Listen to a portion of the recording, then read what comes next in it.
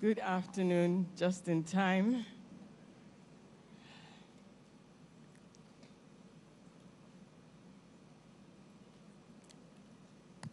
Good afternoon, everyone. It's really a pleasure to be here with you today.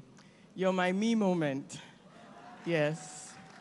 I've been working all week since Sunday. We welcomed venture capitalists and private equity stakeholders across Africa and the world to come and invest in Nigeria and Africa's economy. So since Sunday, we've been in Lagos from meeting to meeting, and this was my me moment. So I just finished my last session there.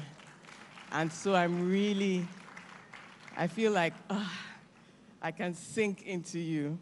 And so I'm really happy to be here. Good morning, everyone. What a privilege it is to be here today on this historic edition of the platform Africa. I would like to thank Pastor Pojo Oyemade, his beautiful wife, and the entire team for the vision behind this gathering. A Pan-African platform to rethink our continent. There could hardly be a more urgent or powerful call. And to be in the company of such accompanied women and policymakers from business, policy, and the creative sectors, it's truly a privilege. The theme of this session, Women in Leadership and Women in Business, is not just timely, it is personal. For me, this is not just a topic of policy, it is a lived experience. My entire leadership journey has been shaped by a deep commitment to driving transformative change and impact within Nigeria's economic growth. I began my career in investment and corporate banking at FCMB and Guarantee Trust Bank, where I built a strong foundation in financial systems and business strategy. That experience gave me a clear lens into how capital moves and how economic structures reshape national development. My academic path has also played a defining role, from University of Lagos to advanced degrees at Cambridge and Stanford. Jocelyn and I were at Cambridge together. Yes, we were. We lived across, our buildings were across each other, so it's great to see you, Jocelyn. Including a doctorate in law, and I've been fortunate to study trade, development, and global economic systems in depth, although all 4 of my degrees are in law. I'm a lawyer and a law teacher to the core. My focus on international trade and development allowed me to interrogate global trade asymmetries and explore how developing countries can negotiate more equitably. That intellectual journey led me to the Kennedy School at Harvard University, where I served as a senior fellow, contributing to public policy and governance research. Together, these experiences have shaped my approach to leadership, rooted in evidence, equity, and a belief in Africa's capability to compete and thrive globally. I've been a banker, a lawyer, a teacher, a researcher, a reformer, and at the core, a public servant. At the heart of every season has been one constant, a desire to make Nigeria and Africa work better, fairer, smarter, more inclusive. In 2015, I made the decision to volunteer to support His Excellency, the then Vice President, a step that opened the door to a journey of purposeful public service. This opportunity led me to serve in several pivotal roles, beginning as a senior special assistant to the President on Industry, Trade, and Investment, and later as special advisor to the President on Ease of Doing Business and secretary to the Presidential Enabling Business Environment Council, the PEBEC. After serving for 8 years under the Buhari administration, I was deeply honored when the current Vice President placed his trust in me once again, appointing me as Special Advisor on PEBEC and Investment in 2023, building on a 9-year record of reform-driven success. These roles have given me a front-row seat on both the challenges and the transformative potential within Nigeria's business environment. They have deepened my belief in the power of reform, policy, and purposeful leadership to unlock growth, drive investment, and build a more prosperous future.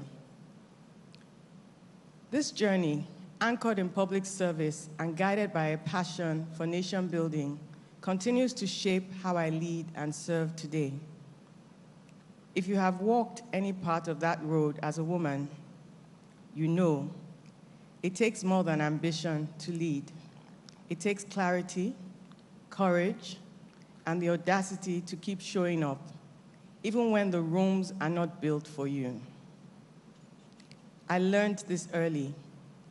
My mother was the first female registrar at the University of Lagos. She raised me with no gender bias and no ceilings. Her lesson was simple. You don't have to become someone else to lead. You lead by becoming more of who you truly are. Now, rethinking power and rethinking leadership. Let's talk about power. Power is not only held in office or corner suites. True power is the ability to shape outcomes, to create value, to influence culture, to leave places better than you found them. And across Africa, women are doing just that. From the market stall to the boardroom, from policy chambers to production studios, we are no longer waiting to be invited. We are building the tables. But progress has not been automatic. Even today, women remain underrepresented at the highest levels of leadership across both public and private sector. And yet, when women lead, things change. Studies have shown that women in leadership are more likely to prioritize collaboration, invest in social infrastructure, and lead with empathy and inclusion. Companies with more women in leadership outperform their peers. Countries with more inclusive policies grow faster and more equitably.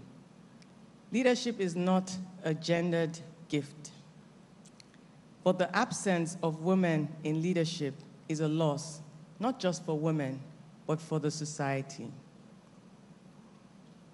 So from reform to result, over the past decade, I've had the chance to work across some of the most reform-intensive spaces in Nigeria's economy. Whether it was driving ease of doing business with over 200 verifiable regulatory changes, helping Nigeria climb 39 places in the World Bank ease of doing business rankings, or advocating for regulatory improvements across ministries, state governments, I've seen what happens when the government and business work hand in hand. And here's what I've learned. Policy is a lever, but people are the engine. When women have the tools, the networks, and the opportunity, they don't just participate, they lead, they grow, they multiply value. That is why I have made mainstream gender inclusion in industrial and policy and trade policy. Whether we are designing for MSME support funds, shaping trade facilitation strategies, or negotiating under the AfCFTA agreement, we must ask, where are the women? Because this is smart economics. It's an open secret that my team is heavily female. We have some token males here and there. But it's heavily female, not because they're female, because they're exceptional people who happen to be women.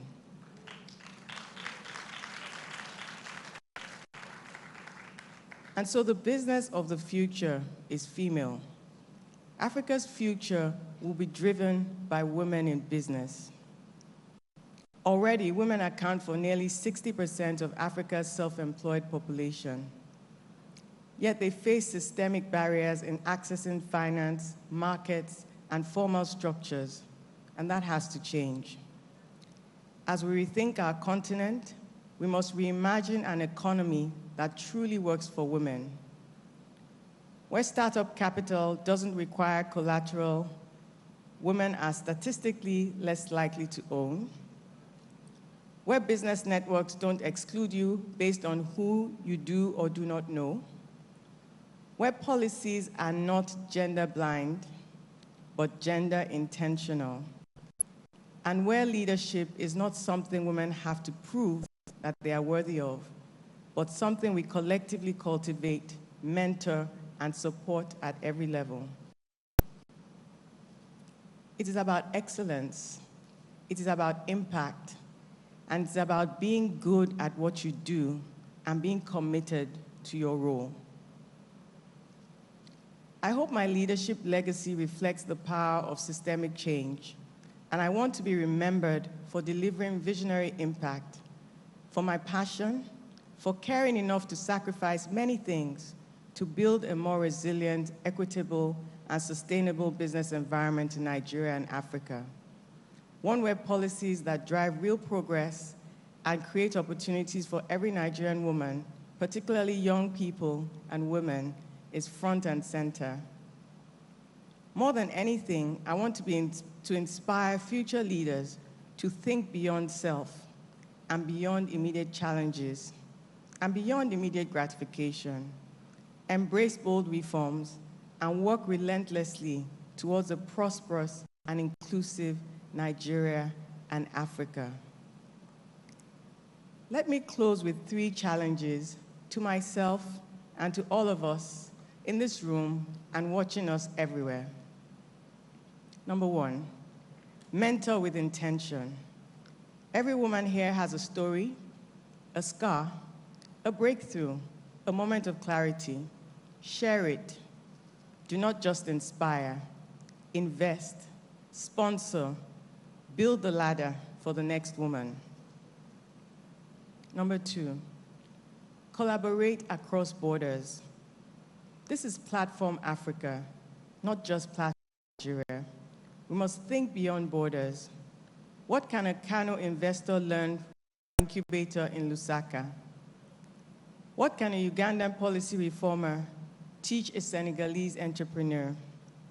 The time for siloed success is over. Africa must grow together. 3, lead with purpose.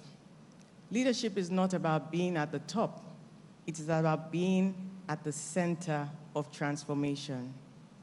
Whether you run a business, a ministry, or a classroom, ask yourself, am I building systems that outlive me? Am I making room for others? Am I moving from success to significance? In the words of my mentor, President Ellen Johnson Sirleaf, a leader who has profoundly shaped my journey, if your dreams do not scare you, they are not big enough. To every woman building, leading, and navigating, may your dreams scare you. May they also inspire you to act, to rise, to lift others as you climb. Thank you for your attention. God bless you.